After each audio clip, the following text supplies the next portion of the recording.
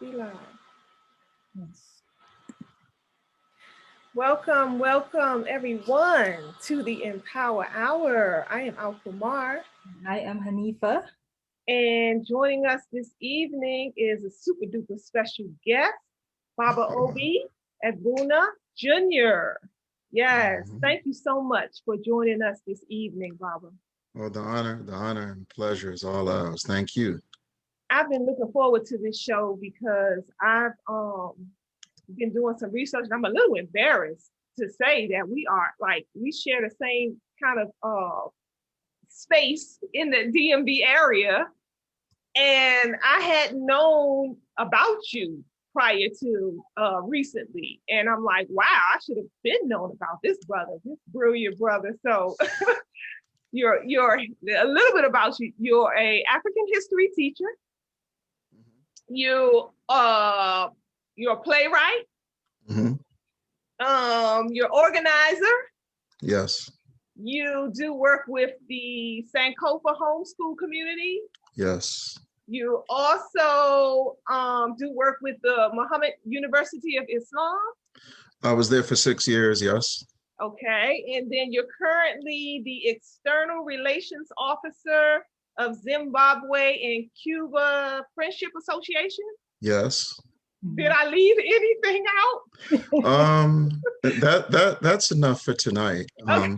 And as far as what you said about please don't be embarrassed by that. At least I'm still alive. We got Yeah, to meet while I'm still living. There's so absolutely. many, and that's one of the beautiful aspects of our illustrious history of struggle. We learn about so many servants of the people after they're gone. So man, that's perfectly okay. So Very true. no problem at all. No problem at all. Very, very true. And we're not and we're more attracted to challenges and responsibilities as opposed to being visible. So sometimes being seen is not even on our priority list. Mm. We feel that through service, through sacrifice, through consistency, those who are consistent like us will catch up to us. And here we Sure. are tonight. Here Hmm. Yeah. we are tonight. Yep. Hmm. They Yeah. say that birds of a feather thing. It was only a matter of time. Yes, that's right. Hanifa, how you feeling this evening? I'm well, and yourself, sis? I'm good. Thank you Ah, so much. Yes. to get into it. Hmm? So I'm ready to get into this. Yeah. This is definitely going to be an intense conversation. Intense. Mhm. I've been following a few of your other interviews that you've done in the last few years, and everyone I watch, I become more and more impressed by you.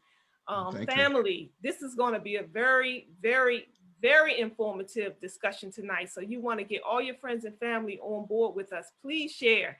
Take this minute real quick. Hit the thumbs up button so we can get our numbers up and share this information with everybody. We're going to be talking about get out of Cuba's way and what that really means. So Baba, just in the interim, I know your father held a very esteemed position as well. Can Mhm. you give us a little bit of insight on him, which will Oh, give us okay. some That insight on you as well? best way to start. My father is the co-founder of the Black Panther Party in London Mm. and the Black Power movement in London. In London, Black Power and the Black Panther went hand in hand. There was no departure there. So he, on that level, he did that with a brother named Michael X, Roy Sow, and many comrades there. But my father is also known in the literary and cultural sphere. In 1964, he wrote a book called Wind versus Polygamy that Britain ended up sending as their submission to the first World and Arts Festival in Dakar, Senegal in January of 66, which the great Catherine Dunham oversaw. So my father is credited with Pan-Africanizing African literature on the continent. So usually when people think of Chinua Achebe, when people think of Wole Soyinka, when people think of Ngugi wa Thiong'o, at some point my father's name is mentioned. Mm. So, and he wrote a book that was the answer to Kwame Ture and Charles Hamilton's book, Black Power, The Politics of Liberation. The title of his book was called Destroy This Temple. Mm. And He also, so he wrote many books on the cultural end, The Ant Hill, Wind versus Polygamy, like I mentioned, The Minister's Daughter, Daughters of the Sun, Diary of a Homeless Prodigal. So he's definitely considered iconic in two spheres, culturally and politically. And since we know that one of the biggest challenges we face as African people is to make our cultural and political expression synonymous, he did the best to bridge those gaps in the space and time he occupied. So in a nutshell, that's who my father was. He was born in a village in Nigeria, Ozobula, in what was called Anambra State at the time. He ended up in Britain, where he did the work. He went back to Nigeria for a few years. He then was invited to the internationally renowned Writers Workshop program in Iowa. And then from there, he got his PhD at Howard. And his dissertation is on the role of literature in the epistemology and decolonization process for African people, which he was, by then he was definitely qualified to write on. So in a nutshell, that's who my father was. Wow. Good Mhm. gracious alive. That sounds very technical. Yeah, So we're talking about Cuba this evening. yes, Yes. we are.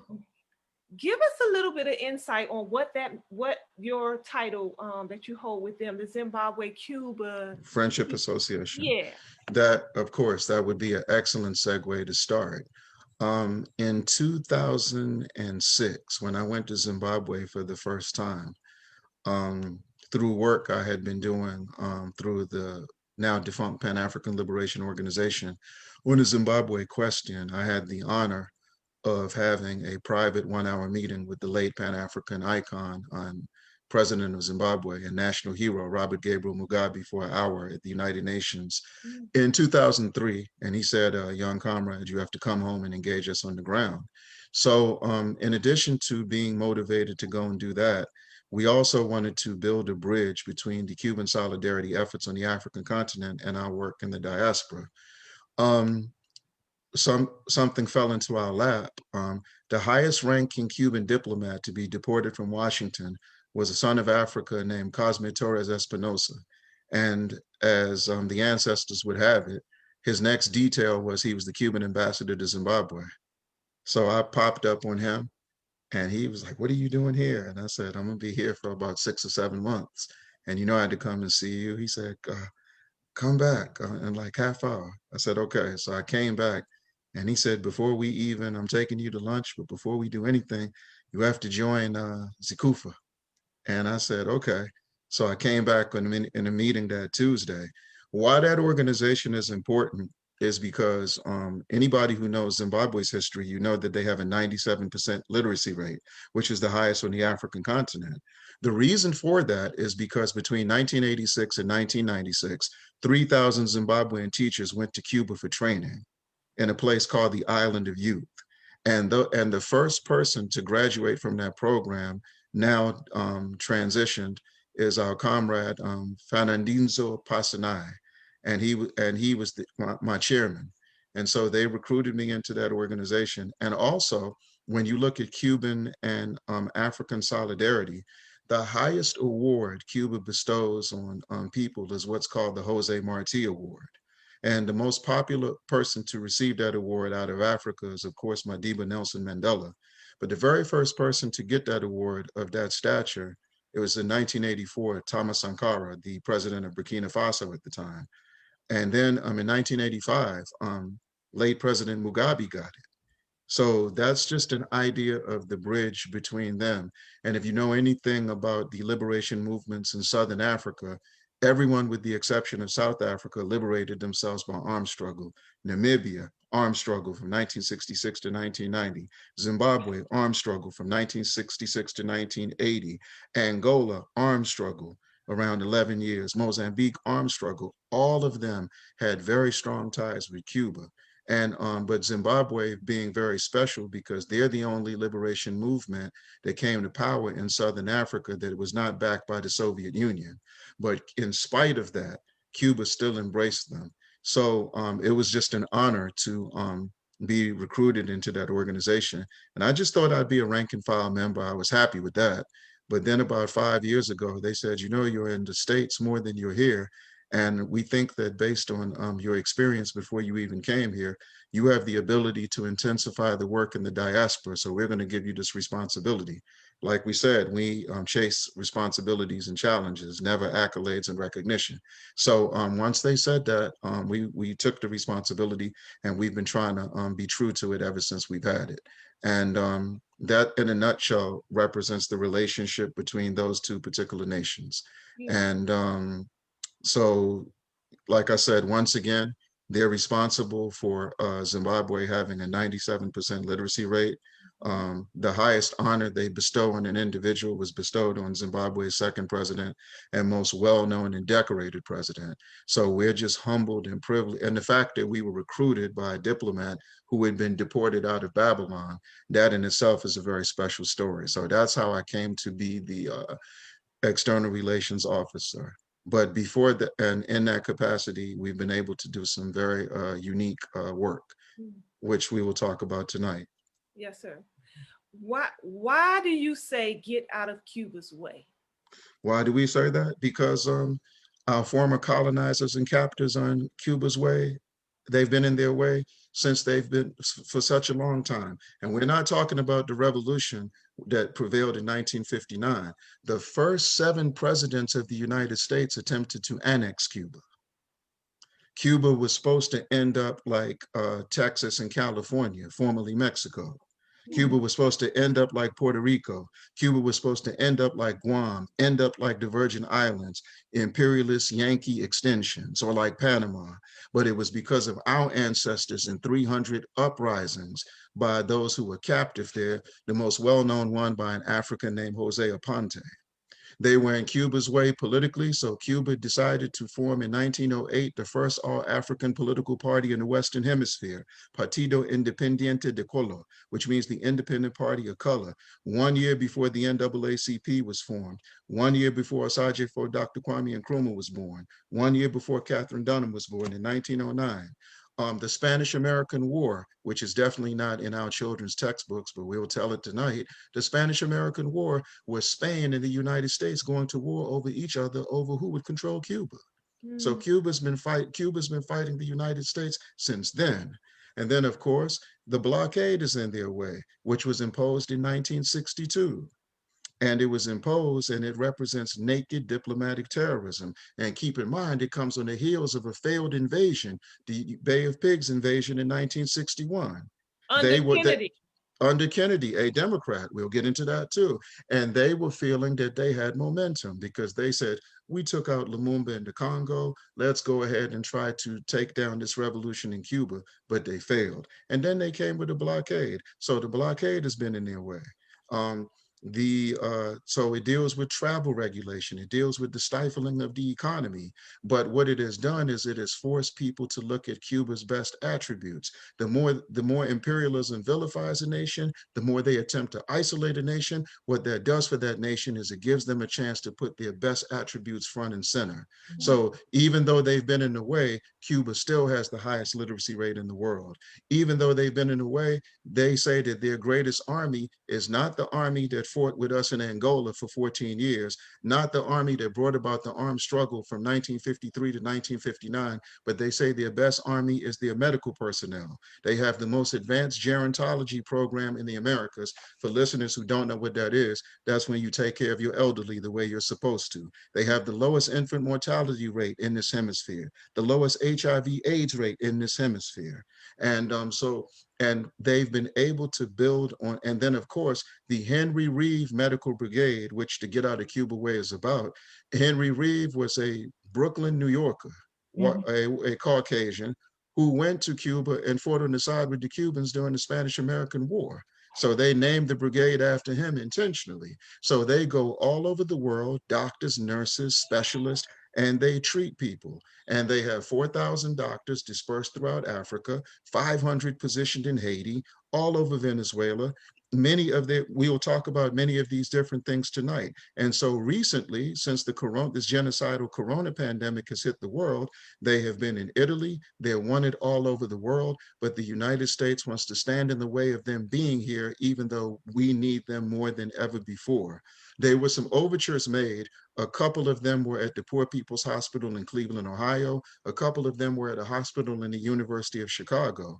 And last year marked the 20th anniversary of an agreement, a memorandum of understanding between the Cuban government and the Congressional Black Caucus from 2000, where 500 young people could go to the Latin American School of Medical Sciences and study medicine.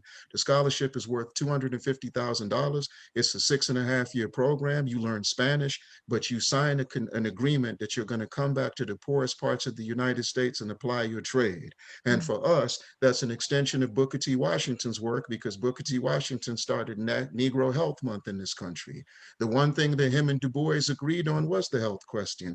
Du Bois in 1905, building on the momentum of the Philadelphia experiment, did another sociological experiment called the Physique and Health of the Negro American. And the purpose of that was to show that at the beginning of the 20th century, Africans were more vulnerable in the arena of healthcare than we were when we were on plantations and shacks when we were captives. So this is a fight that we've been fighting since then. Yeah. So having Cuba at our side gives us the opportunity. And we know that in 15, 16 years ago, when Hurricane Katrina ravaged the South, they offered to send 1,500 environmental disaster specialists. They would, and I want to make a correction, they were not rejected, they were completely ignored. The Bush administration did not say no, they didn't even acknowledge them. And we were calling for our people to form a human circle and snatch them through US Customs. And they said not only were they going to come to the Gulf and deal with the emergency situation, they were going to remain there till the public hospitals were back up and running. But if you know anything about healthcare, those were the 2 worst public hospitals in the country. Well, let's back up a little. You had mentioned that the West stands in the way of Cuba being able to, do all these brilliant things in medical all over the world where it's needed. Here it is. Last I checked, the numbers was over 500,000 deaths in this country alone from coronavirus. In the meantime, Cuba's, they didn't tackle the coronavirus on their end, and now going abroad and helping other countries tackle theirs. They are the only vaccine manufacturer in Latin America, in the Western Hemisphere. Since the corona pandemic, they've developed 4 vaccinations. Vietnam wants it, Bolivia wants it, Iran wants it, Pakistan wants it, India wants it. The initial one that they created in 1986 to deal with AIDS, interferon alpha 2B, which I'm sure you've heard Dr. Ali Muhammad talk about, 45 nations made a formal request for that. But for them, they believe that the human resource is the most precious. So they would prefer that their brigades go to these different places, because when their brigades go to these different places, they train the future doctors or aspiring doctors and nurses in those nations who agree to remain in their countries and reverse the brain drain. For example, they have 4,000 medical personnel dispersed throughout the African continent. The last time they got international recognition in Africa was 5 years ago during the Ebola crisis in Guinea and Liberia and Sierra Leone. They deployed 400 of their medical personnel, and they ran through the Ebola pandemic the same way their guerrillas ran through the mercenaries that came from Miami in 1961. With the same fervor, with the same tenacity, but fighting a disease as opposed to fighting savage mercenaries, cowardly mercenaries. So this is something that they do all the time. And the reason that we're having the cultural and artistic tribute to them, well, let me go back. The first phase of the Get Out of Cuba Way campaign was to, number 1, call for the Henry Reeve Medical Brigade to gain access to United States shores, for them to be able to train medical personnel who are not used to and are not accustomed to functioning in the midst of a pandemic. And number 3, working in concert with the National Medical Association and the Black Nurses Association, who have a relationship with them already. And then the 4th thing, of course, was to deal with interferon alpha 2B. But now they have 4 vaccinations. One is called Sovereign 1, Sovereign 2, Mambisa, which is named after a woman guerrilla fighter who fought for Cuba during the Spanish-American War, and another one called Abdallah. which comes from a Jose Marti poem, who they considered the apostle of their revolution.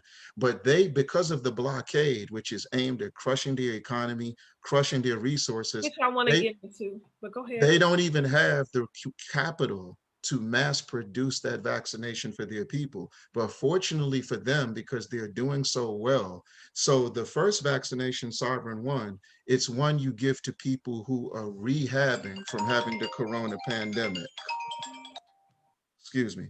And then you have, let me cut my phone off. Then you have another one that they are giving to people, and then you have those two, and they've created a institute that just created this vaccination. So they are just so far ahead. And the most embarrassing thing is because they're a socialist country, and in the scheme of Africa, which we all love, this is happening at a time. In my capacity, I'm also the U.S. correspondent to Zimbabwe's national newspaper, the Herald. So when the Zimbabwean government comes to the United Nations General Assembly, I'm part of the press team. So we accompanied late President Mugabe 10 years ago to a very special session within the United Nations, where all the African heads of state met with the World Health Organization. And they told us at that meeting that NCDs, which stands for non-communicable diseases, heart attacks, strokes, diabetes, high blood pressure, had now surpassed HIV, AIDS, cholera, and malaria as the #1 killer of the human being. And based on the WHO's projection sisters, they were saying that from 2011 to 2038, they were anticipating 57 million deaths on the planet. And they felt obligated to forewarn Africa because we have the least developed infrastructure.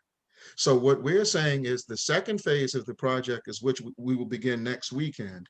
We are calling for all of our people in the diaspora, all of our organizations, all of our institutions to create a resource pool for Cuba's medical work on the African continent, getting them the medical equipment they need, getting them the computers they need, everything they need.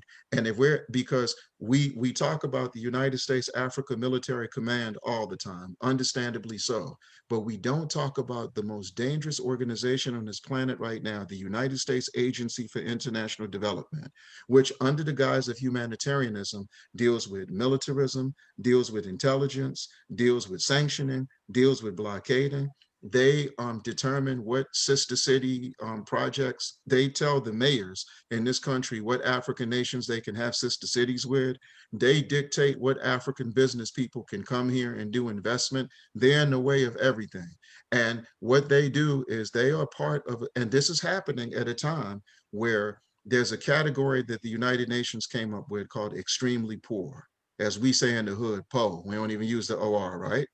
And they say that at a time where Forbes magazine, the Bible of imperialism, the Bible of rape, the Bible of plunder, they brag that there are 2,063 billionaires on the planet worth $9 trillion.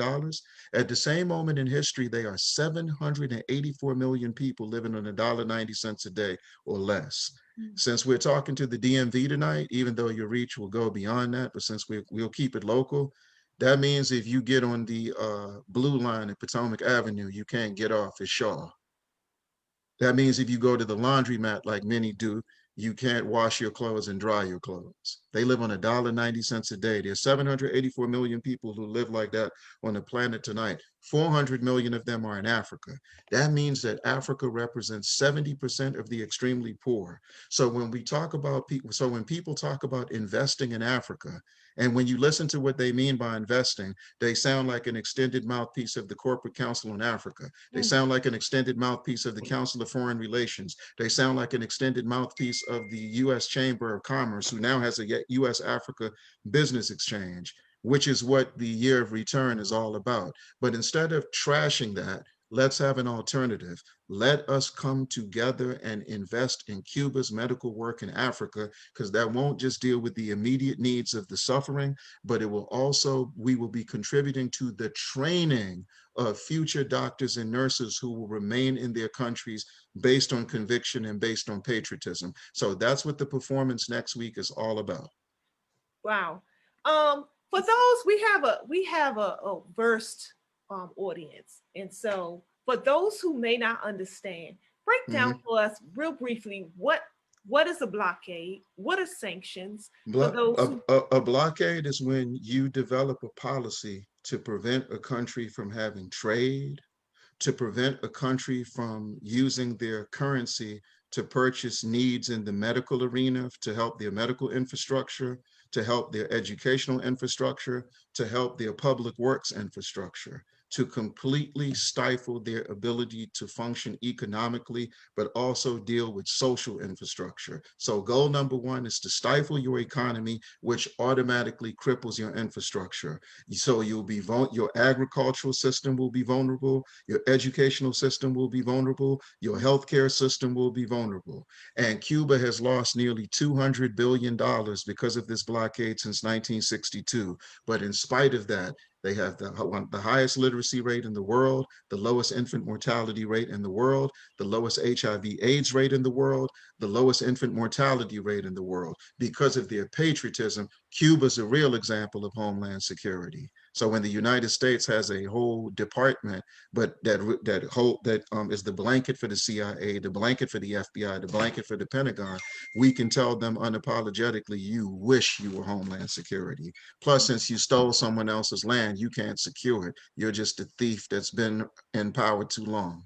But besides that point, they represent true Homeland Security. But because of this blockade, so it's diplomatic terrorism. So when people think about conventional warfare, and since we're one day removed from the assassination of Brother Malcolm, celebrating that, because we always celebrate warriors when we lose them on the battlefield, this country tried to assassinate Comandante Fidel Castro 635 times. 635 times he was supposed to end up like Malcolm, end up like Medgar Evers, end up like Dr. King, end up like Herbert Lee, end up like Felix Mume in the Cameroon, end up like Lumumba in the Congo, end up like Samora Machel in Mozambique, end up like Herbert Chitepo in Zambia, end up like so many end up like Walter Rodney in Guyana. So many we've lost that way. But because of their commitment to intelligence, their commitment to their goals, he was able to die amongst his loved ones the way someone like him deserves to. So there's so many different things that we learn just from this experience. And since we reject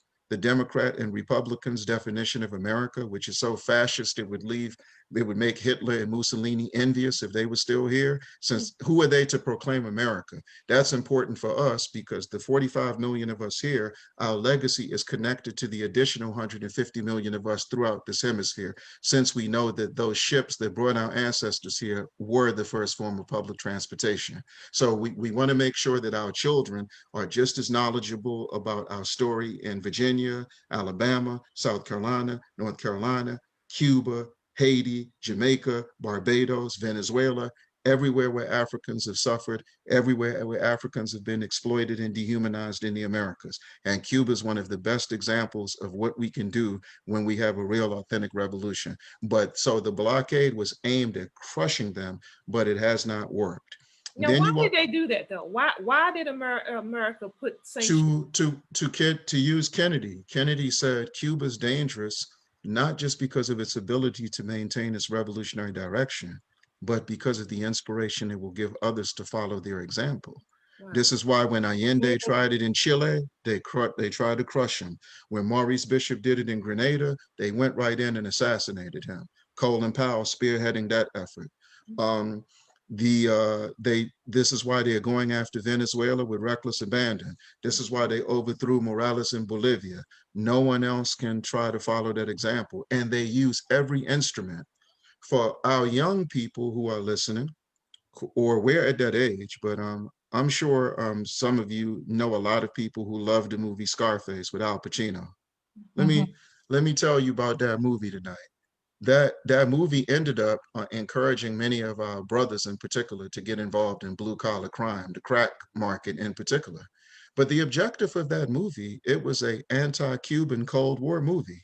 If you ever watch the beginning of the movie, Fidel Castro is up there talking to the Maoistas. And these are the people who were in Cuba that would not adapt to the revolution and were benefiting from when Lucky Luciano had a heroin operation running from Sicily to Havana, benefiting from Meyer Lansky's casinos, benefiting from the prostitution and the drug distribution that was there before the revolution triumphed. So they finally left when they realized that they weren't going to be able to bring about regime change. That's what that movie's about, because if you know anything about the movie Scarface, that's Al Capone's nickname.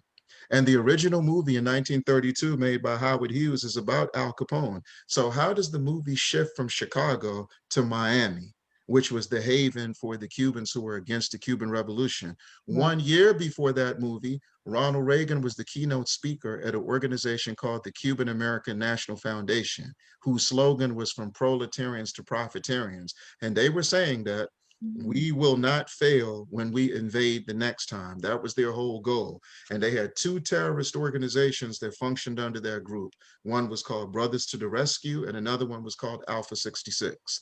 So this is what Cuba has had to go through just to be able to maintain. And for those of you listeners who watch viewers who are boxing fans, in 1982, there was a fight in Miami between Aaron Pryor and Alexis Arguello. Alexis Arguello was a Nicaraguan.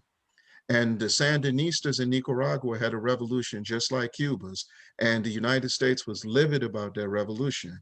And Nicaragua was one of the places that Freeway Ricky Ross was given cocaine to sell in South Central Los Angeles, so a war could be waged on Nicaragua because of what they were trying to do in Nicaragua. So what ended up happening is Alexis Arguello used to support the Sandinista revolution, but then he turned his back on it once he became a millionaire and he started living in Miami. So Miami became the venue for that fight because they wanted that fight to be used as a propaganda tool to vilify Cuba. Godfather 2 is an anti-Cuban movie to continue to turn people against Cuba.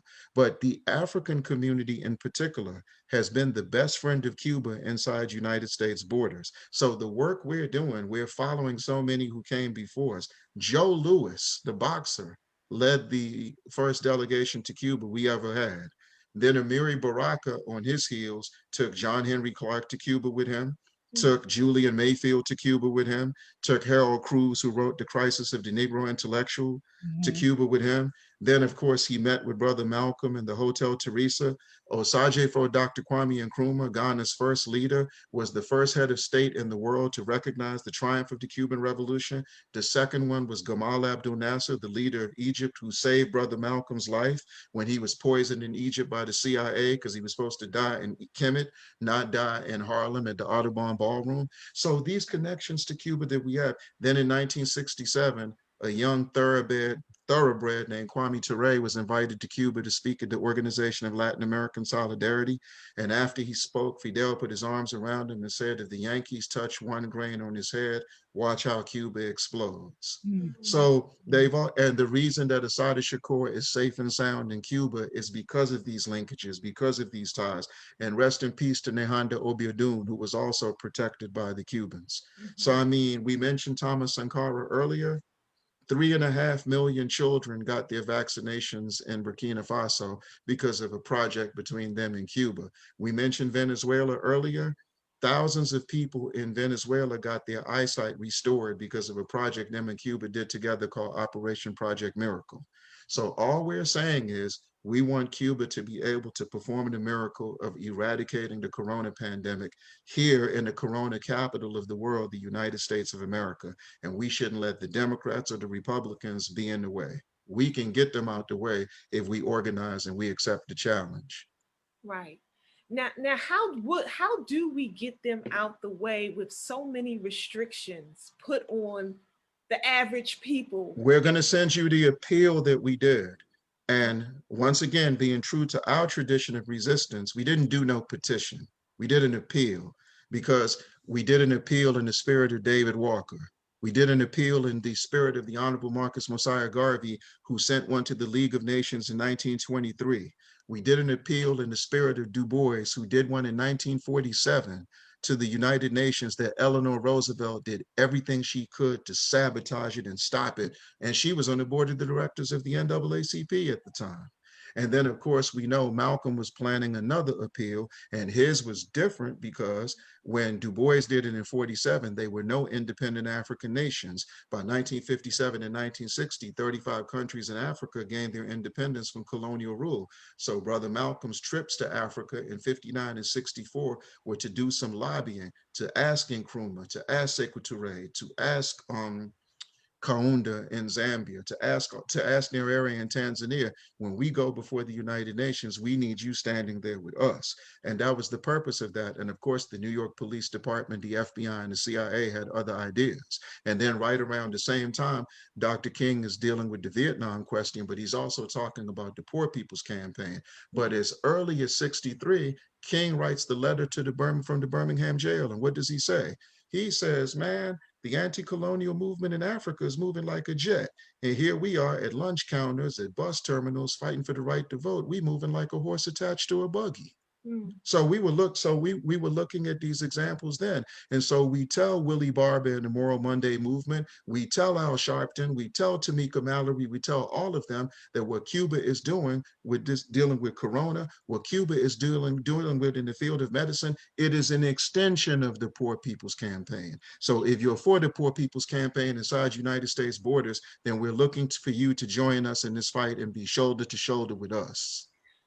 How would you respond to those who will say, well, what about all the struggles we find ourselves fighting up against here in America? How do we, or how would it benefit us to reach our arms out in an attempt to help Cuba when we are struggling so hard here ourselves at home? What would be your response to that? Oh, anybody that calls the United States home that looks like you and me, the first thing I'm gonna do before I say anything is raise my eyebrows. What you mean home? What you mean home? But we specifically said they're training, they want to train our future doctors to come to Southeast DC, to come to Selma, Alabama, to come to Marion, Alabama, to For come free. to Town, Alabama. Yes. For free. Yes. Not So to get they're going to come here and deal with Corona, but then they're giving scholarships to your babies who live in South Bronx, New York, Southside Chicago, not to stay in Cuba, to come back here and apply their trade. And the tradition of the National Medical Association, which we had to form in 1896 because we couldn't join the American Medical Association because of white supremacy. So having that interaction is going to change the landscape here. Beautiful. To change the landscape here. So anybody that's got plantation love, that's not a good enough reason not to touch this work. Well, let's touch. I'm sorry. Go ahead, honey. Go ahead. Right. I was listening to the interview, your interview on Rock Newman. And I know that there's like, this is just kind of connected to what Alkama just asked. There's like a lot of conversation right now around reparations, right? And it's almost segue, it's kind of, it's trying to segue, it's turning into a divisive thing to where you have African Americans who are now saying Pan-Africanism does not benefit African Americans, and making sure that they're pointing out like we are not the same, even though we're all Black. And one of the things the way you broke it down, I mean, it was so basic. The language poem that you did, I was you know what? This is first grade stuff, you know, and I was just like, and that is it. So if you could just like, from what I was saying, go into that. Yes, please go ahead. I mean, based on the argument that these people are making, then I need to resign from the Sankofa homeschool community. I shouldn't be teaching African children here because I'm Nigerian. Right. Brother Malcolm shouldn't have been allowed to organize here because his mother was born in Grenada. Right. Claude McKay shouldn't have been allowed to be part of the Harlem Renaissance. Kwame Ture, yeah. And then the thing about it is, most of those people who make that argument, they can't match the track record of the people that they're singling out. That's right. I know that. That's right. So the thing about that, but let's deal with reparations stuff. What is the biggest, in your opinion, because I know how well informed you two sisters are, What is the biggest victory that the reparations movement has enjoyed in the 21st century? The biggest victory? Y'all know. Y'all been around a minute. And 20 years ago, 2001 in South Africa, the United States government tried to stop a meeting called the United Nations Conference on Racism, Xenophobia, and Other Related Intolerances. And the Bush administration said that if our captivity, we don't use the word slavery, as our sister and brother Wakesa and Afia Matsumoyo teach the young people of Aya Educational Institute, that we went through captivity. We didn't voluntarily put those chains on. As much as we like jewelry, we didn't put those chains on. So 20 years ago, they said if our captivity, if the Palestinian question and reparations were on the agenda, they were going to boycott the meeting. And then one of the compromises was that Colin Powell should lead the delegation out of this country, and people were like, no. So, but then when they got there, the whole world rallied around reparations.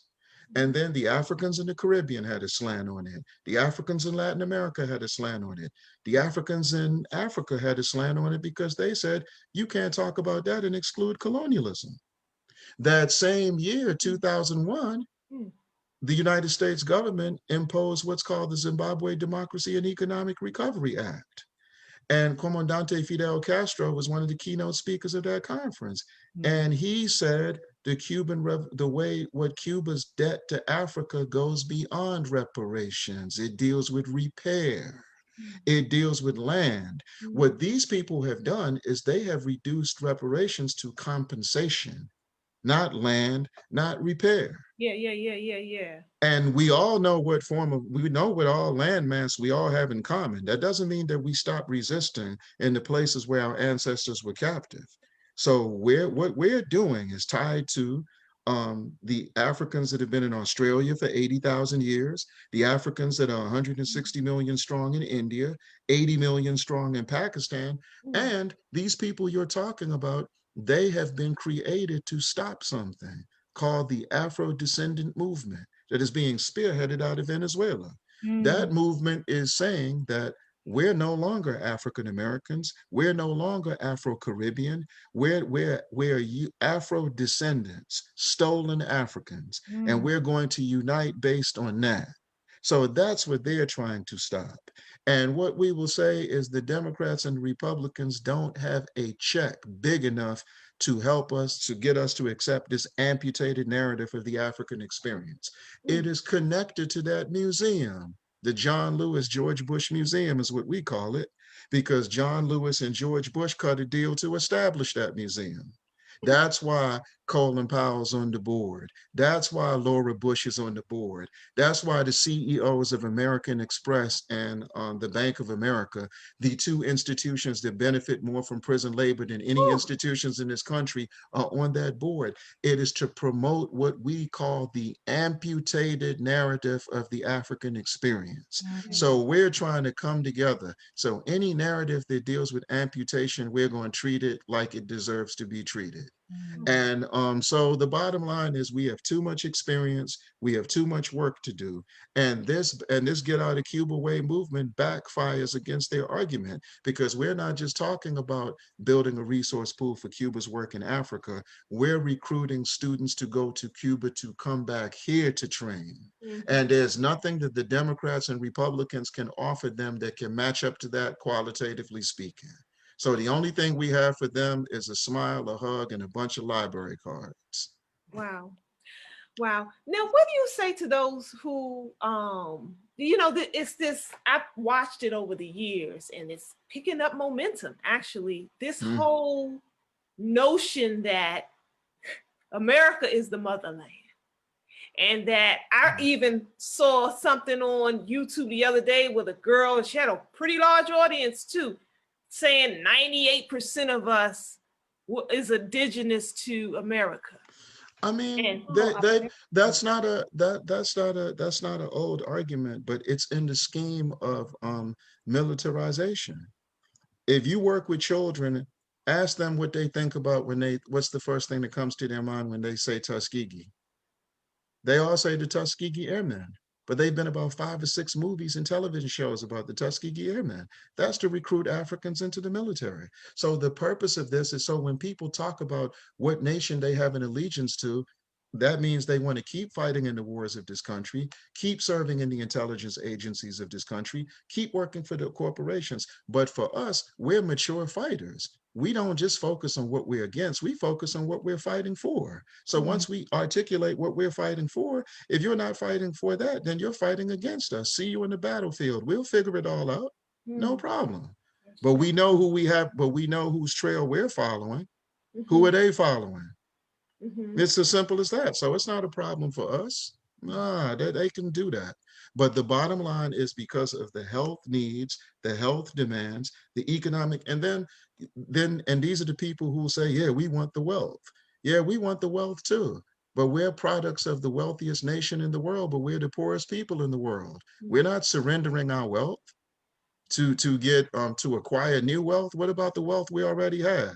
We're not giving up the gold. We're not giving up the diamonds. We're not giving up the bauxite. We're not giving up the oil. Who are we to surrender that with all the blood that's been shed for it? And that's what I always say. So the bottom line is these are people who, number one, have very limited experience organizing. Yeah. And the bottom line is, and even the organizations that have championed reparations that are called New African Organizations, we've done work with them for years around Africa. The way I got to know Chokwe Lumumba, rest in peace, Senior, was through Libyan work. He didn't say, I'm not going to do Libyan work because I'm focusing on 5 states in the South. We did work with the 3 liberation movements in Southern Africa when we were babies. Pan-Africanist Congress of Azania, the ANC, and Azapo. We did that work together. We've done Palestinian work together with all those organizations. So we focus on the things that bring us together. But we're willing to challenge people. There's not an issue on the Pan-African scale that brings us together more than Cuba, including reparations, just based on the history. And since and remember this, y'all remember what Raul Castro told former President Obama, didn't you? We want reparations for the blockade. And interestingly enough, you know what that did? It modernized the conversation, because you can't give me reparations for atrocities you committed yesterday when you still rape and plunder our wealth today. Correct. So we have a young sister y'all probably have heard of that we're going to connect y'all to, because we love to connect sisters now. Her name is Africa Esquire. Y'all probably know who she is. Y'all have seen her. She has a campaign called We Charge Colonialism that she's going to filter through the National Conference of Black Lawyers. So we're going to deal with that. No question about it. So to try to garner sentiment around yesterday to compromise us today, who's going to go for that? So Zimbabwe and Cuba have to be in the scheme of any reparations conversation, because they deal with land, they deal with development, they deal with repair. Any conversation on reparations that does not deal with land, does not deal with development, does not deal with repair, compromises us in a way that we can't even begin to understand. And if you don't understand that, you have no business even having that word as part of your vocabulary. Yeah, I think what we do is we have this individualistic approach to even things like what we're discussing, reparations, our relationship to other countries and its people, African people. And that was something that was bred into us. Because when you take a holistic approach, you understand that you are a part of every African all over the planet, no matter where they reside. And remember what we said earlier, we're challenging the definition of America. Yeah. Yeah. North America, South America, Central America, Canada, that's America. All those Africans there. So I'm going to argue with Africans in Cuba and the Dominican Republic over cutting sugar cane versus picking cotton and tobacco. Yes, Baba, how juvenile do we plan to get? Exactly. Now, if this is comedy, leave that to Dave Chappelle. He got that covered. We don't have time for jokes on the battlefield. Right. We're gonna do this work, and see, this goes back to something that and I'm a product of the 90s generation, where we had a challenge. Some people wanted to deal with historical responsibility, others wanted to deal with leadership. We wanted to deal with historical responsibility because we were trained that way. So you know, and you always hear people, let's come to the table, let's come to the table, let's come to the table. And I remember when SNCC was frustrated with Turnaround Tuesday in Selma, they went and they took over Montgomery and they were stampeded by the state troopers at the request of George Wallace. But James Foreman told Dr. King, I don't want to sit at the table. I want to get close enough to the table to kick the legs from it. But in 2021, no. Let the table be there. But let's not get into this superficial conversation of who should be seated at the table. Let's just throw the work on the table and let everybody do inventory and figure out what makes the most sense. And we are confident that the Get Out of Cuba way work we're doing, we are confident that the Mass Emphasis Children's History and Theater Company work we're doing, we are confident that the Mass Emphasis Positive Action and Creativity Youth Brigade work that we're doing with children, we feel that there's room for that on any table, on any agenda that African, US-born Africans or Africans in the diaspora or Africans on the continent want to deal with. Put the work on the table and let people figure that out. Baba Obi, get into the Pan-African History Roving Classroom. What exactly is that? What is that is just everywhere we go. We're just redefining the narrative and giving the exposure. It's about not teaching history to children, but teaching history through children. So when we teach African history, we don't even give them traditional homework. We just say, hey, go home and ask your mama, ask your dad, ask your grandparents, have they ever heard of what you learned here? And if they did, write down how old they were when they learned it. So that way they see they're getting the exposure much earlier. And if they didn't, it shows them that they have just as much of an ability to teach the community as the adults do. And so the next thing you know, the parents, most of the parents that I've met, when they come up to me, they say these three words, you the one? Because I'm only with the children once a week in most instances when it comes to teaching history, but then when they see what they've been exposed to. So when we teach the children those African nations using a letter number formula, and we now have a letter number formula for the capitals, when we're teaching them, we take the approach using the Bible as a point of reference. Hear me well though, don't BMLK, DMLK, AMLK, before king, during king, after king. And the reason that we deal with that is because we know that we treat the 1960s the way Christians treat the Garden of Eden, like it was the beginning of our struggle. So, and then the other thing we do is we focus on the things that we know challenge the popular narrative. And the reason that we do that, and paying respect to Dr. Carter G. Woodson, is because we know that we must treat social science with the same courtesy we treat natural science and math. You can't walk in a math classroom and say 2 + 2 is 87 because you feel like it.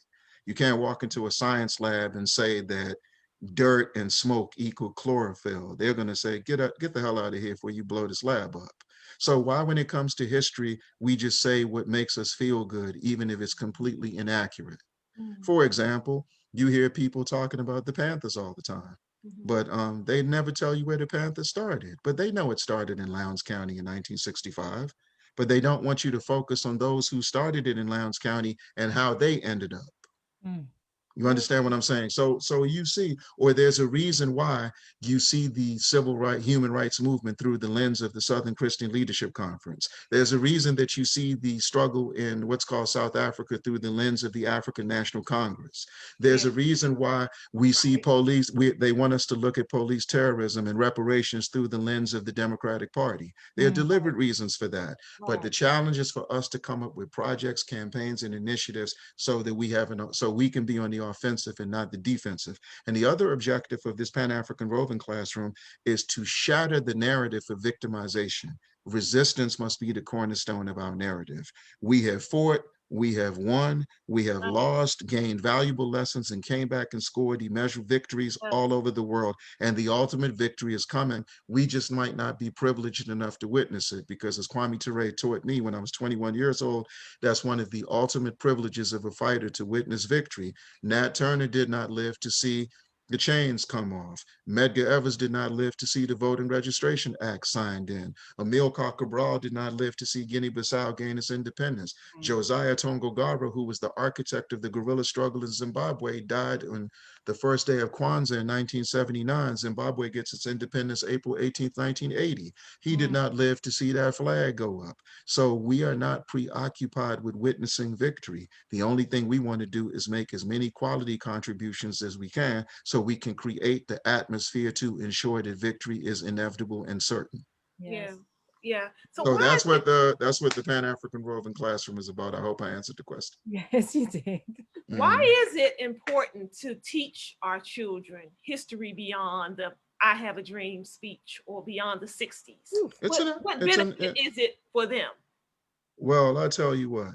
I want to invite the two of you, if it's not too early, at Gwen Park High School at 7:45 in the morning on Friday. We're doing a special, the Roots children. I teach at Roots Public Charter School now. Shout out to Dr. Benita Thompson and Mama Rashiki Kirkendall. We are going to be doing a special program in honor of Dr. Carter G. Woodson. And the children are working on a video tribute to Dr. Woodson and Dr. Du Bois. Du Bois' birthday is on the 28th.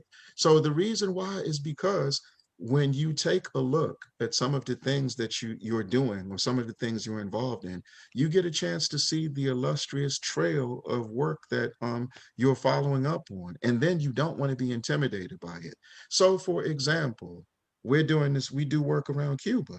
We get a chance to put our imprint on work Kwame Ture did, on imprint on work Malcolm did, imprint on work Mandela did, imprint on work Samora Machel did, imprint on work Assata Shakur did. Who would not gain inspiration from that? We have been conditioned to be historically dismissive. And that is the challenge when we fight against the police. And many organizers think they're exempt from study.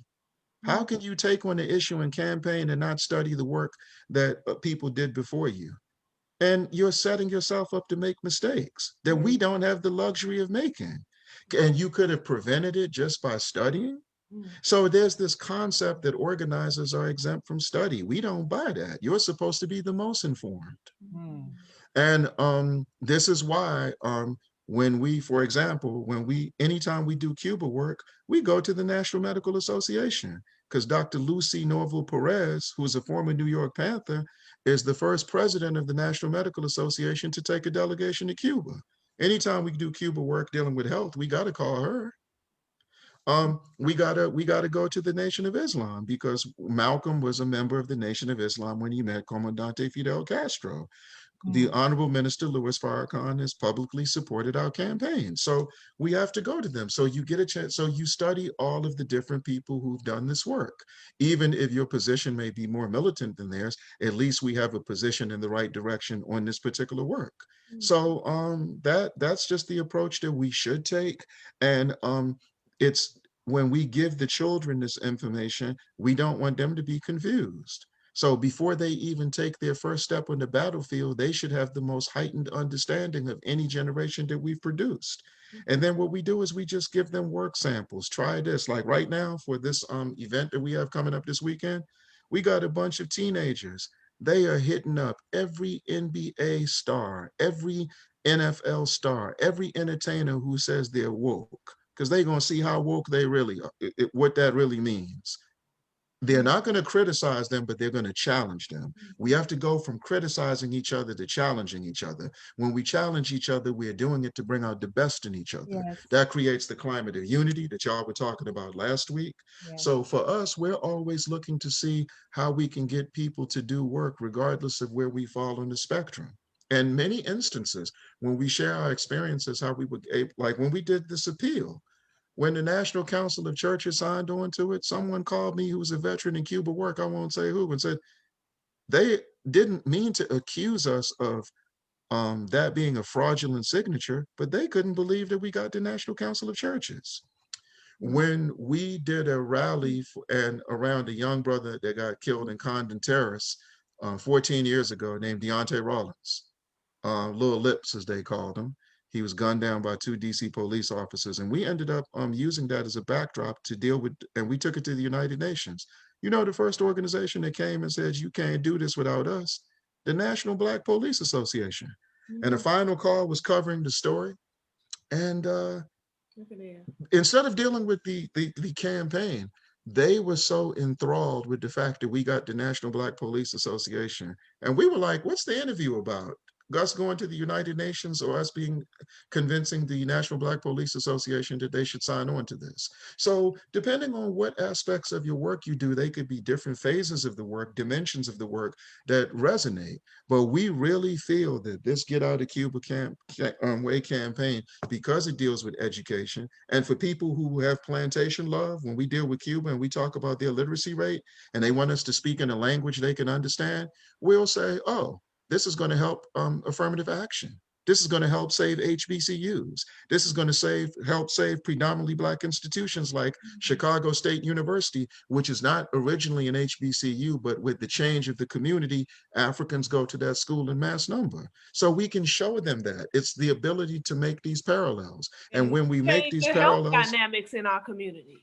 The health dynamics. So when we go through thank you for bringing that up, when we drive through all these cemeteries, even though thanks to the Malcolm X grassroots movement, we know law enforcement takes us down every 28 hours, the majority of those tombstones, that's a diabetes victim, that's a heart attack victim, that's a high blood pressure victim. And since non-communicable diseases are going to be the #1 claimer, and look at that as it relates to the corona pandemic. Yes. Since they're now telling you that pandemics don't have territorial borders or boundaries or restrictions. When they invade your territorial space, the most vulnerable demographic are people with respiratory issues. And based on the casualties we see, that has been confirmed. So that is all the more reason to bring a contingent of doctors and medics who are 100% committed to this fight. Who in their right mind would prevent them from doing it? And the funny thing, imperialism accuses Cuba of politicizing health. That would suggest that Cuba only goes to countries that are ideologically compatible with them. They told us a story about something that happened about 17 years ago. The first lady of Honduras was in Cuba signing a document, a memorandum of understanding for 7,000 Cuban medical personnel to be deployed to Honduras. At the same time, sisters, that she was signing that, her husband was in Geneva with the US government condemning Cuba for human rights violations. And they still were willing to send doctors and medics to that country. This country tried to annex them. This country tried to assassinate their most beloved leader 635 times. And after 9/11, they still said, y'all need help. After the Hurricane Katrina, they said, y'all need help. After this corona pandemic hit, they said, y'all need help. So who's politicizing healthcare? The Democrats or Republicans or the government of Cuba? And this is the type of thing, when we're able to share this, when we're able to explain this, when we're able to contextualize it. Look how y'all are nodding y'all head, and y'all aren't in no trance. Everybody knows the truth when they hear it. So that's why we feel so confident about this. This is what our people need. We feel that when we're able to share this, this is what our people want. Your guest last week is a signatory in the appeal, Malik Shabazz. He signed it. And matter of fact, he had called me right before that, around that same time, and he said, what are we going to do about the George Floyd situation? And I smiled at him and I told him, I said, you go to the same clubs you used to when you were 20 or in your 20s? And he was like, huh? And I said, my point I was trying to make is our organizing should reflect our experience and our maturity. I'm not going to do at 51 what I did at 21. We shut Washington, D.C. down before. Let the young people who were older than us that are out there, let them do that. Let's stop the United States from policing the world. And that's also what blockades and sanctioning represents, the policing of the world, to answer your question from earlier. So, and if you remember, when Colin Kaepernick had his first press conference after he started doing the work he was trying to do, the first question they asked him was, we understand how you feel about the police. You feel the same way about the military? And what did he say? He said, no, the military keeps me safe. And it was a Green Beret that had the audacity to come up to him and say, don't sit down, at least take a knee, to respect that tradition. But he had the option of saying, me in Ferguson, Don't police me in DC. Don't police me in New York. Don't police me in Cuba. Don't police me in Venezuela. Don't police me in Ghana. Don't police me in Burkina Faso. Don't police me in Seychelles. We must stop them from policing the world because their policing is now getting in the way of basic human needs. The whole world is dealing with something called SDGs, which are Sustainable Development Goals.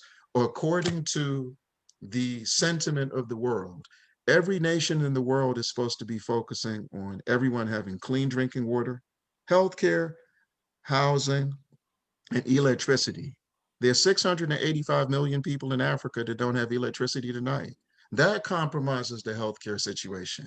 That compromises the educational situation. And the reason this is important is because look who exploits the humanitarian domain. Clinton became a born-again humanitarian at the expense of Africans in Haiti. But you know who has run circles around him? George Bush. Y'all look like y'all know people who hang out in Ghana. You know that Bush has the biggest highway in Ghana is named after Bush. Y'all know that. I know that. Yes. Wow. Not only that, the George Bush's foundation in Africa, they have broken records for women that they have tested for breast and cervical cancer. You have former African presidents, like one who we respect, who stood with Zimbabwe, Festus Mogae. He was on the news about 2 years ago screaming, no former US president has done more for Africa than George Bush. Laura Bush taking Michelle Obama back to Tanzania, and Laura Bush is the one with the dashiki on. I know y'all saw that. So what we're so who should be spearheading the humanitarian needs in Mother Africa? We the children of Africa, or Laura Bush and George Bush? We the children of Africa, or Bill and Melinda Gates? We the children of Africa, or Warren Buffett? So instead of crying wolf about what they're doing, they're supposed to do what they're doing. That's their job. Are we going to embrace our historical responsibility and do it? And I guarantee you, when we get the ball rolling, we'll even cure this plague of plantation love that some of us have. They'll recognize what they're supposed to do. We have to show them, because in the spirit of the battlefield, y'all know this, y'all are warriors in your own right. We can show you better than we can tell you. What's your thoughts around Bill Gates and his role he's currently playing in the world? Frantz Fanon told us a long time ago, wealth is not the fruit of labor, it's the result of organized, protected robbery. If I want to maintain what I've stole, I have to give the illusion of compassion. But I don't want you to be compassionate. I want to reclaim what you've stolen. I don't want the Council of Foreign Relations. I don't want the U.S.-Africa, I don't want the Department of Commerce to create a U.S.-Africa business exchange. And then you put it in the helm of a man named Akufo-Addo, whose uncles helped the British overthrow Nkrumah in 1966. His uncle started the first opposition party to the Convention People's Party in Ghana. We know this history, but it's being set up perfectly because the fight has to take place in Africa. So we want to fight. We just want to make sure that our people are organized, because we are going to have to fight for this wealth. They're not giving it up. This is why anytime we have any self-determining initiatives, and believe me, now let's talk about the United States Agency for International Development. That's the organization that Obama's mother belonged to, Stanley Ann Durham. What else? What other reason would a Caucasian woman be hanging out in Indonesia in the early 1960s? That's intelligence work. So, and it was formed the same year that the Peace Corps was celebrated. And they use all type of people to move this around. And according to numbers, Africa has received $4 trillion in humanitarian aid in 70 years. Where has it gone? If 4 children are dying from starvation every hour, where is it gone? If 400 million people live on $1.90 a day, we can solve the wealth problem when we control the wealth. So for those who want to meet with the Democrats and meet with the Republicans and have a glorified handout, best of luck to them. This is the program we're going to pursue. And we don't even have to debate them about it. We'll let the people decide.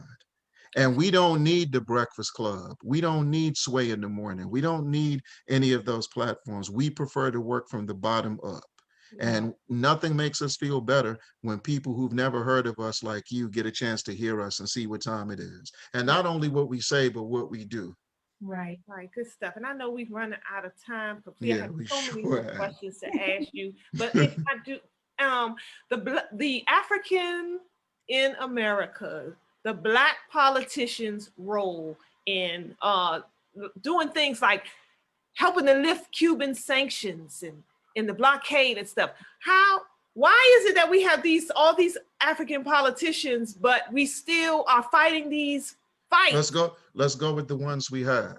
The Honorable Calvin Hawkins, the Counselor at Large, my college classmate, he signed on to the appeal. Okay. The poorest district in the state of Alabama is the 23rd district. The Honorable Malika Sanders Fortier, who's in the National Conference of Black State Legislators, she signed on. Okay. There's a brother of mine who I've known for 30 years who we need to put pressure on. Our brother Raz Baraka, whose father wrote the essay Cuba Libre that opened out many of our eyes to Cuba. He promised me this summer he was going to write a letter to the African American Mayoral Association and the National Conference of Black Mayors, that all the mayors should support this initiative that we're pushing. That's the brother in Jersey? Yes, in Newark. Okay. So we need to pressure him with love. That's still our brother. And we need to say, come on, you promised this, you should stick to it. The state of the Black Union has promised to become more involved in this. So we have, look, wait till you see the appeal. Kwame Nkrumah's daughter signed it. The Honorable Samia Nkrumah in Ghana, Mumia Abu Jamal signed it. Russell Maroon Schultz, who's fighting for his life, he signed on to it. The Honorable Alice Wyndham, who represented the first wave of Africans who repatriated to Ghana. She was there with Maya Angelou. And matter of fact, they marched on the U.S. Embassy the same time the March on Washington was going on. And one of their demands was no intervention in Cuba. So where you see that appeal and you see all the different organizations that signed on to it, yes, we do need more elected officials to sign on to it, but we can pressure them. But we've at least gotten them to promise us. But you know how when you're dealing with them, Adam Clayton Powell ain't no longer here. Marion Barry ain't no longer here. But if we do what we're supposed to do at the grassroots level, they will march to the beat of our drum. Yeah. And we have to ask them very simply, what's more important, a relationship with Joe Biden or fulfilling your responsibility to your people and the countless drops of blood that were shed for you to be in that position? It's as simple as that. And the lines are drawn. So the more we intensify our efforts, they're going to have to acquiesce. And as we come to a close, the reason we're on tonight is because this weekend, on Saturday, starting at 6:30 and on Sunday at 5:30, we're having another cultural artistic tribute, Africa and the World Thank Cuba. When we did it in July, we had artists representing 8 African nations, 5 Caribbean nations, 14 US cities, the UK and Canada included. So we're looking to have a lineup very similar, and many artists who might be listening to this right now, they can get in touch with us. My Twitter account is at Junior Egbuna. My email address is obiEgbuna15@gmail.com. It will be on Twitch TV. We'll send you the flyer so you can post it.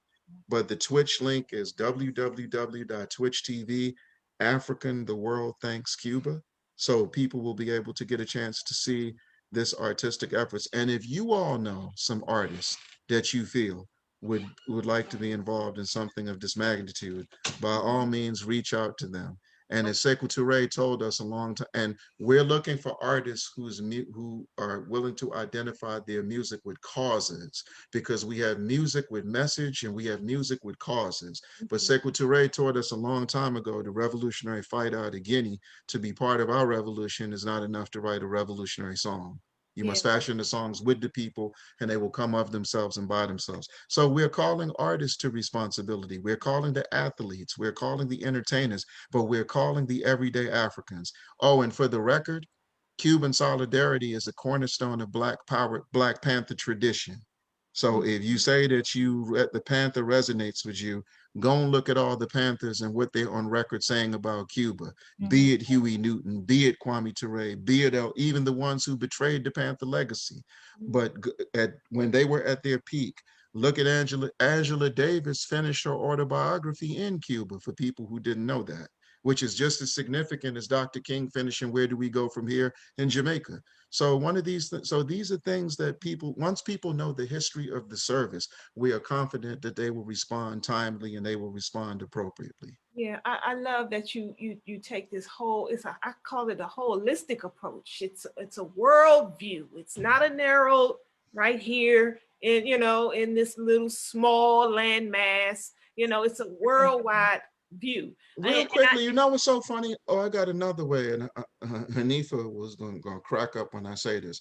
When people start telling you you got to start local, you know what you can ask them? What's that? Do you organize in the neighborhood that you grew up in? Can't get more local than that, can you? So ask all these people who talk all that local stuff, do they do their work for the people in the neighborhood they grew up in? Come on and teach on that. Oh my God, I have so many more questions. We have to get you back on here. But before you go, anytime, you know that. Before you go, I do want you to bring it all home for us, for those that may not completely understand. So the goal in mind is to create the appeal and take it to the United Nations? No. We're beyond that point. We did that already. What we're saying is for this Africa component, we're going to start meeting with the African Union and the regional bodies, the Southern African Development Community, which represent the 14 nations in Southern Africa, the Committee of Eastern and Southern African States, which is called COMESA, NAPAD, ECOWAS, and we're going to say, we want memorandums of understanding from you so that we can aid the Cuban medics on the ground in your country. If they need x-ray machines, we'll get them. If they need stethoscopes, we'll get them. If they need syringes, we'll get them, right. But in time, but simultaneous with the work, we're not letting up on getting them here. And we feel what that will do is it will create a climate for the blockade to finally be lifted. We know blockades can be lifted because our revolutionary sisters and brothers in Eritrea got the sanctions lifted on them a year and a half ago. From that pressure? Existed for 10 years from pressure, sanctions? From unity and self-determination. They just hung tough, because one of the other things about when you're isolated through sanctions, it boosts your patriotism. And Eritrea was already used to that because they fought a 30-year guerrilla war, all about, with their backs against the wall, and they prevailed. Yeah. So they used that same patriotism, and the fighting spirit of the people is strong. That's the reason that Ermias Eshadom got transformed when he went there, also known as Nipsey Hussle. He just went there for a little while and he realized, this is where I come from. So this is what I should be embracing, not being a rolling 60 Crip. Yeah, I recognize. And let me turn the rolling 60 Crips into Eritrean freedom fighters. That's what I'm gonna do. Yeah, so, I recognize that patriotism firsthand when I visited Zimbabwe in 2019. Yes. Because they were dealing with the same kind of pressures and sanctions and stuff, and the patriotism there. And we've done 3 albums of music with M1 from Dead Prez called The Battle Cry for Cuba and Zimbabwe. People can check that out by going to battlecubazim.wordpress.com. And the reason that, and initially the campaign was to deal with, since Zimbabwe is the only nation in Africa under imperialist sanctions, which makes Cuba's work extra hard there. We wanted to start with Zimbabwe, but now since we see we can reach out everywhere. So every time someone goes to Ghana, we can tell them, so let's take something for the Cuban medics. Every time we know someone that goes to Ethiopia, every time we know someone that goes to Kenya, every time we know someone that goes to Nigeria. So in addition to whatever reasons you're going there, go there to do things that are going to advance the cause of humanity in Africa, our motherland. That's all we're asking. Okay. So okay. Thank you. We have been being educated by Obi Egbuna Jr. So. Yes, it's a two-way street. I got so much respect for the two of you. You don't know. Oh man, you have a wealth. You have to come back because, like I said, Yes. I have a whole full half a sheet that's still questions that I still haven't got answered. Anytime. Thank you. And you know, and the last thing I'm gonna say is, you know, we won't be. Let me end on this since we're dealing with Malcolm's assassination yesterday. 17 years ago, I was under FBI investigation. You know why? Just for going to the Cuban embassy, for taking people there to have meetings, taking the National Conference of Black Lawyers there, taking professors from Bowie State University there. So when I left Bowie State University, the FBI goes there and they say, oh, we just want to ask questions about him. And now this is the beautiful part of the story. A public safety officer, what I grew up calling a rent-a-pig, you know what I mean? He called my house and says, hey, the FBI's up here asking questions about you. We put a lawyer on it. Lawyer comes by and says, oh, they said this is routine standard. Anytime someone frequents the Cuban diplomatic office as much as you. At the time, it wasn't an embassy, it was still an intersection. So, but we said right there, if the disciples of J. Edgar Hoover have planned our fate, what better way to go out than defending the integrity of the Cuban Revolution and Cuban people? Thank y'all very much. Baby, yes, indeed. Yes, And we hope you all watch on Saturday and Sunday what we have in store. Yes, sir. And what's the best way for people to reach you if they wanted to join your and help with this campaign once again at Lord have mercy. And the funny thing about it is people tease me because they're like, all this getting around you do, and you are so casual about social media, meaning, you know, the young people around me, I'm around a lot of young people, they make me feel like a relic. So I have to tell you all the how to keep up with us on social media, right? Shame on me. So hashtag get out of Cuba way, hashtag unblock Cuba, hashtag Cuban blockade inhumane.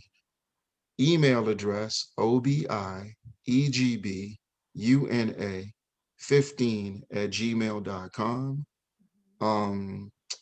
The Twitter at Junior Egbuna. So those are the ways that you can get in touch with us, and different organizations and key people in our community can try to figure out how they can best become involved in this effort. It's a serious effort. But it's not insurmountable. We think that we can do this, and the goal is to engage them, and hopefully, if everything goes according to plan, by African Liberation Day, May 25th, we'll announce that the campaign, that aspect of the campaign, is officially up and running. And we're gonna ask the National Conference of Black Lawyers and the National Bar Association to observe the proceedings to see what are the loopholes for people who want to contribute monetarily. And we're not touching the money. We're asking the African Union to direct us to the fund where people can send money, but we want to ensure that any money we send is exclusively for the needs of the Cuban medical personnel, not for anything else. And so the money will not go to us. You'll never hear us discuss it. We'll be able to tell you to go to the African Union and they'll let you know. Go to the Southern African Development Community, they'll let you know. But monetary assistance is only one phase of this. We're looking at the equipment. We're looking at other technical assistance that they can have.